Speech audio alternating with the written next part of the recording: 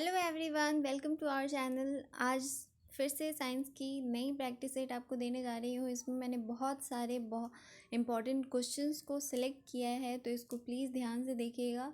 और अगर आपको इसके पीडीएफ्स या किसी भी तरह की आपको जानकारी चाहिए तो उसके लिए हमारा टेलीग्राम ग्रुप है BHU एंट्रेंस पॉइंट के नाम से, और व्हाट्सएप ग्रुप भी है, तो आप उसको ज्वाइन कर सकते हैं। इसका दोनों का ही लिंक हम आपको इसके डिस्क्रिप्शन में दे देंगे, वहाँ से भी आप डायरेक्ट इस हमारे टेलीग्राम ग्रुप से जुड़ सकते हैं। और भी बहुत सारी वीडियोस हैं जिसके अलग अलग प्लेलिस्ट हैं हमारे पास। इसके अलावा जनरल साइंस की हमने और भी बहुत सारी प्रैक्टिस सेट दी हुई हैं, तो अगर आप नहीं देखे हैं, जो लोग भी नए हैं, तो वो प्लीज़ जाके प्लेलिस्ट में देख लीजिएगा। ये क्वेश्चंस आपके लिए काफ़ी इम्पॉर्टेंट है, क्योंकि सारे जो भी एग्ज़ाम्स हैं, वनडे एग्ज़ाम्स हो या फिर जो एंट्रेंस हैं किसी भी कॉलेजेस यूनिवर्सिटी की, वहाँ से हमने सेलेक्ट करके तब आपके लिए लाई हैं, तो इसको प्लीज़ केयरफुली देखिएगा। और सबसे इम्पॉर्टेंट बात, आप इसको खुद से करने की कोशिश कीजिएगा, और अपना स्कोर क्या होता है आपका, आपने कितना करेक्ट किया है, आप कितना जानते हो, ये चीज़ हमें कमेंट करके ज़रूर बताइएगा। तो आइए शुरू करते हैं। हमारा जो पहला क्वेश्चन है वो ये है, the size of respirable suspended particulate matter in air is. इसका ये मतलब है, इसका मैंने हिंदी नहीं लिखा है किसी किसी चीज़ का, तो मैं उसे प्रोनाउंस कर दूँगी, आप उसे सुन लीजिएगा प्लीज़। जो मतलब respirable suspended particulate matter in air, मतलब एयर में बहुत सारे डस्ट पार्टिकल्स होते हैं, उसमें कौन सा मतलब कितने साइज का पार्टिकुलेट मैटर होता है जिसे हम सांस के द्वारा ले सकते हैं। इसके ऑप्शंस है more than 7 micron, more than 6 micron, more than 5 micron, and last option है आपका लेस देन 5 माइक्रोन। तो रेस्पायरेबल सस्पेंडेड पार्टिकुलेट मैटर के लिए एक CPCB के द्वारा एक मतलब बनाया गया है कि 2.5 माइक्रोन होना चाहिए। इससे ज़्यादा का अगर साइज है तो उसे हम रेस्पिरेशन के थ्रू नहीं ले पाएंगे, और ये इतना भी हमारी बॉडी को बहुत ज़्यादा हार्म करता है। इससे ज़्यादा तो हार्म करेगा ही, लेकिन इससे छोटा पार्टिकल भी हमारे रेस्पिरेटरी सिस्टम को ख़राब कर देता है, हमारे लंग्स में जाता है और बहुत सारे डिजीज़ कॉज करता है। तो इसका करेक्ट आंसर होगा डी। अगला क्वेश्चन है आपका, the visible range of solar radiation is. Solar radiation का विजिबल रेंज क्या होता है? रेंज जब भी पूछा जाए तो इसका मतलब ये है कि आपसे वेवलेंथ पूछा जा रहा है, ये चीज़ ज़रूर ध्यान रखिएगा।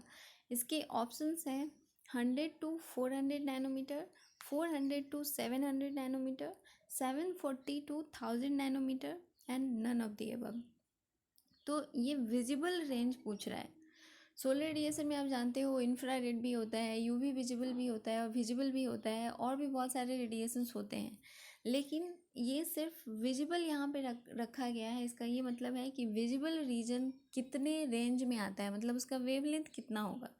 तो इसका करेक्ट आंसर होगा 400 to 700 नैनोमीटर।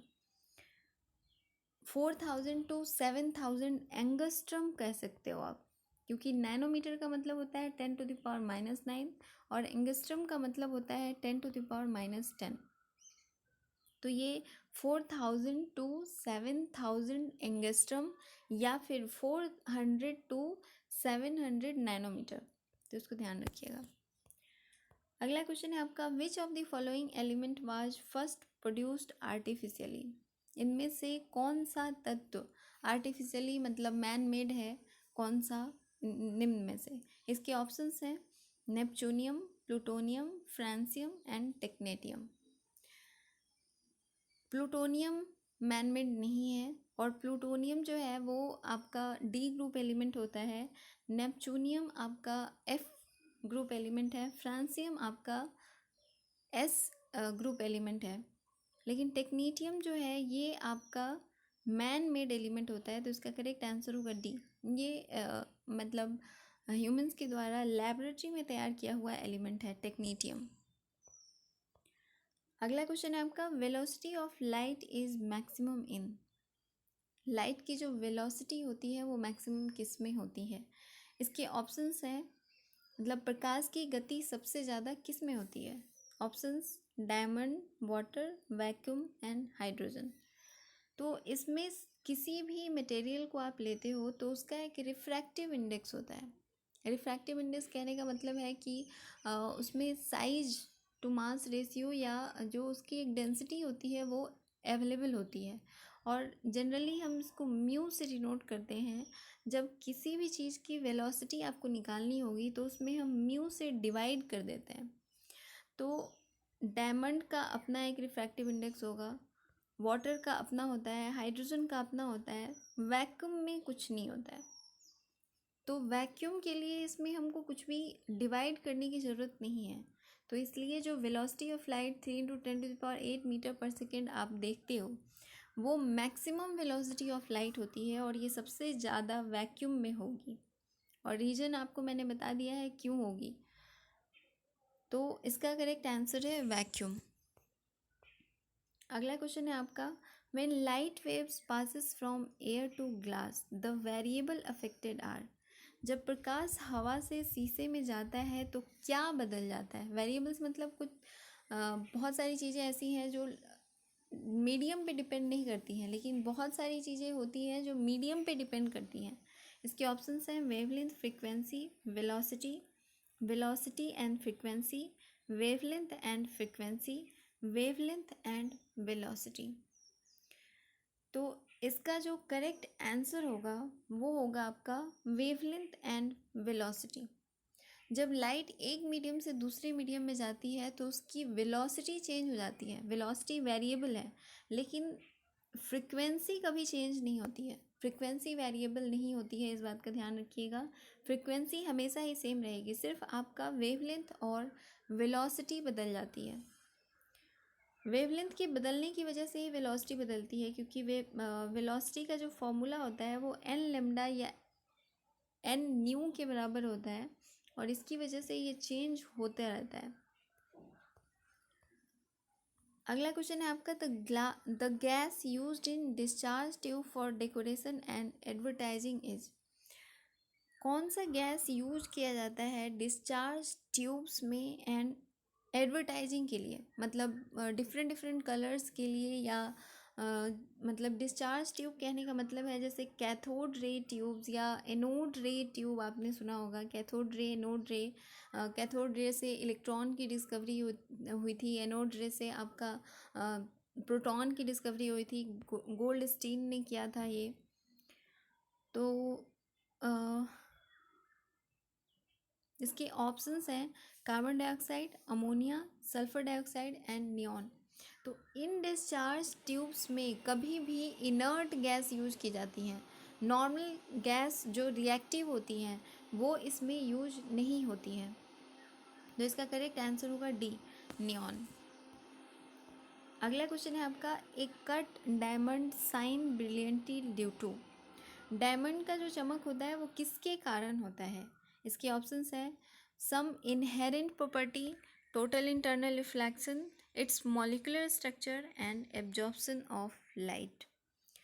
इसका करेक्ट आंसर जो होगा वो होगा बी, टोटल इंटरनल रिफ्लेक्शन। ये एक प्रॉपर्टी होती है जो डायमंड में प्रेजेंट होता है, टोटल इंटरनल रिफ्लेक्शन लाइट की प्रॉपर्टी होती है।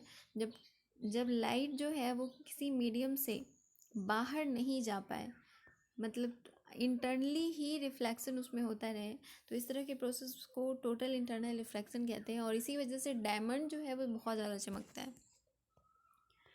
अगला क्वेश्चन है आपका, diffusion of light in the atmosphere takes place due to. Atmosphere में लाइट का डिफ्यूज़न होता है किसकी वजह से? इसके ऑप्शंस हैं carbon dioxide, dust particles, helium and water vapour. तो डिफ्यूज़न वहाँ पे होगा जहाँ पे बहुत ज़्यादा डस्ट पार्टिकल्स अवेलेबल हों। तो इसका करेक्ट आंसर होगा बी, डस्ट पार्टिकल्स। अगला क्वेश्चन है आपका, the colour of light is determined by it's. Light का कलर कैसे पता किया जाता है? इसके ऑप्शंस हैं amplitude, wavelength, intensity and velocity. Amplitude का मतलब होता है जब इस तरह से लाइट ट्रैवल कर रही होती है, तो इसमें ये मैक्सिमम जो डिस्टेंस होता है, जो क्रेस्ट या ट्रफ बनता है उसका मीन से जो डिस्टेंस होता है, इसको एम्पलीट्यूड कहा जाता है। एंड वेवलेंथ इनके बीच के डिफरेंस को कहा जाता है। ये आपका वेवलेंथ हो गया दो ट्रफ या दो क्रेस्ट के बीच। एंड इंटेंसिटी आप जानते हो आई से डिनोट करते हैं, ये डायरेक्टली प्रोपोर्शनल होता है एम्पलीट्यूड के स्क्वायर के। और वेलोसिटी आप एल लेमडा या मतलब वेलोसिटी जो होती है वो वेवलेंथ पे डिपेंड करती है, लेकिन ये लाइट के कलर को डिटरमाइन नहीं करती है, ना ही एम्पलीट्यूड, ना ही इंटेंसिटी और ना ही वेलोसिटी। जो वेवलेंथ है वो डिफाइन करता है कि लाइट का कलर क्या होगा।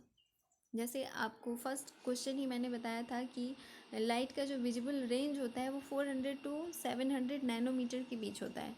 तो वेवलेंथ जैसे जैसे चेंज करता जाता है वैसे वैसे लाइट की कलर चेंज होती चली जाती है। और विजियोर जो आप देखते हो 7 कलर्स, वो अलग अलग वेवलेंथ की वजह से होता है। तो इसका करेक्ट आंसर होगा बी। अगला क्वेश्चन है आपका, the sun and moon appears elliptical near the horizon because of. Horizon कहने का मतलब है जब आप देखते हो तो सन या मून जो है वो इलिप्टिकल क्यों दिखता है, मतलब कंप्लीट सर्कुलर नहीं दिख के इलिप्टिकल दिखता है, ऐसा क्यों दिखता है। इसके ऑप्शंस हैं refraction, optical illusion, interference phenomenon and their actual shape. ये तो नहीं होगा, देयर एक्चुअल शेप ऐसा नहीं है। इंटरफेरेंस मतलब सन का जनरली हम इलिप्टिकल मानते हैं, लेकिन वो सर्कुलर स्ट्रक्चर होता है सन एंड मून दोनों का। ऑप्टिकल इल्यूजन भी इसका नहीं होगा। एक्चुअली ये रिफ्रैक्शन की वजह से होता है, लाइट के रिफ्लेक्शन की वजह से वो हमें इलिप्टिकल दिखाई देता है। इसका करेक्ट आंसर होगा ए। अगला क्वेश्चन है आपका, which of the following is a fundamental element. निम्न में से कौन सा फंडामेंटल या बेसिक एलिमेंट है। इसके ऑप्शंस हैं sand, diamond, marble and sugar. Sand आप जानते हो SiO2 होता है इसका फॉर्मूला सैंड का। मार्बल आप जानते हो कैल्शियम कार्बोनेट को कहते हैं CaCO3 या CaCO2 को CaCO3। शुगर आप जानते हो इतना लंबा सा फॉर्मूला होता है C12H22O11, ये आपका शुगर होता है। और डायमंड आप जानते हो कार्बन से मिलके बना होता है। तो बाकी जो भी आप देख रहे हो ऑप्शंस वो कंपाउंड्स हैं, एलिमेंट्स नहीं हैं। इनको हम फंडामेंटल एलिमेंट्स नहीं कह सकते हैं। सैंड, मार्बल, शुगर ये सारे कंपाउंड्स होते हैं, बहुत सारे एलिमेंट्स के मिक्सचर हैं। तो इसलिए इसका करेक्ट आंसर होगा बी, क्योंकि डायमंड जो है वो एलोट्रॉप ऑफ कार्बन कहलाता है। डायमंड, ग्रेफाइट एंड बकमिस्टर फलरन, ये तीनों एलोट्रॉप ऑफ कार्बन कहा जाता है, क्योंकि कार्बन से मिलके ये बने होते हैं। एक चीज़ और याद रखिएगा, जो बकमिस्टर फलरेंस होता है वो 60 कार्बन से मिलके बना हुआ होता है। अगला क्वेश्चन है आपका, what is the actual usual property of oxides of group 3 and 4। Group 3 and 4 जो एलिमेंट हैं उनके ऑक्साइड्स की कैसी प्रॉपर्टी होती है। तो इसके ऑप्शंस हैं basic and acidic, basic, acidic and neutral. जितने भी जो नॉन मेटल्स हैं, नॉन मेटल्स ऑक्साइड जो भी होते हैं वो सारे के सारे एसिडिक होते हैं। एंड जो भी मेटल्स होते हैं वो सारे के सारे बेसिक होते हैं।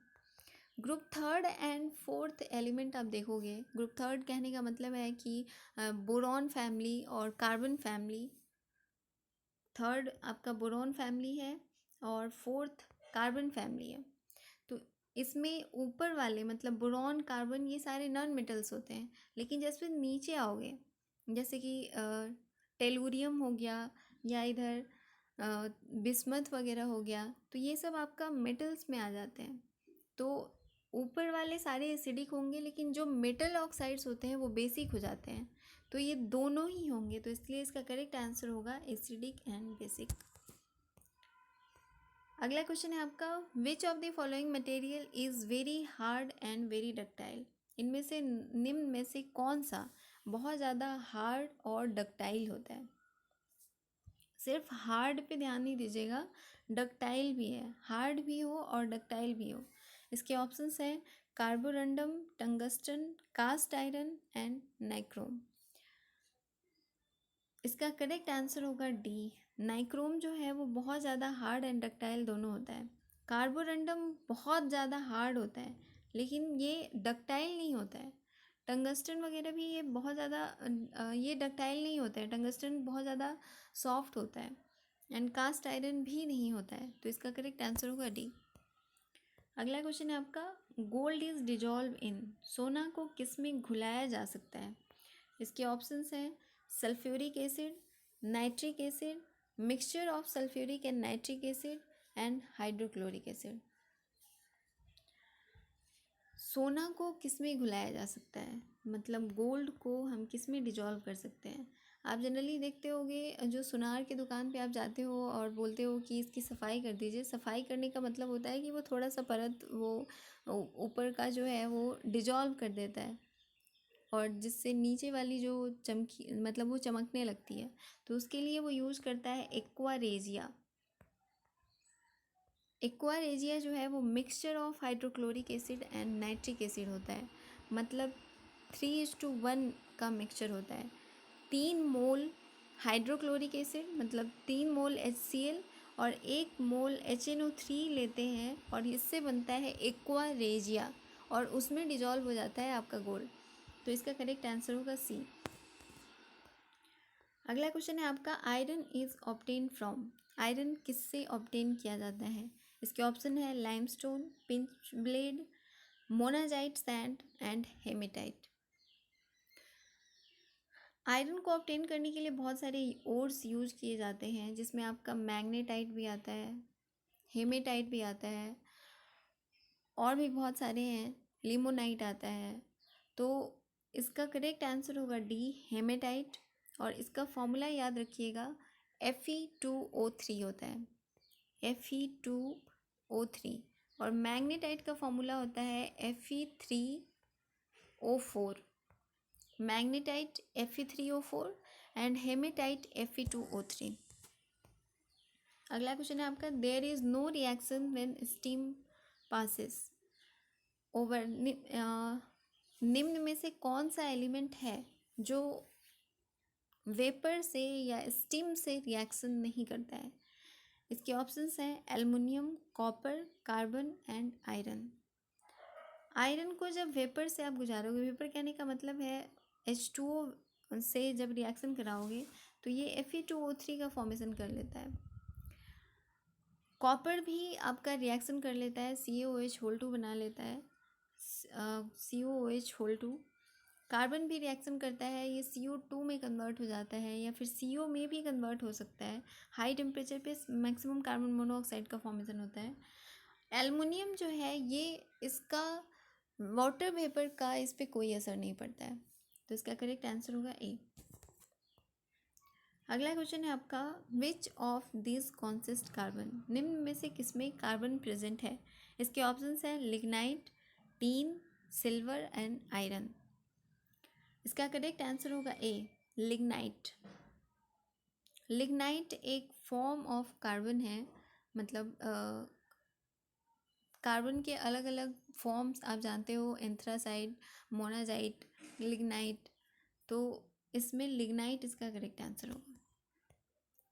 अगला क्वेश्चन है आपका, by which process alum clean the muddy water, alum किस प्रोसेस से गंदे पानी को साफ कर देता है?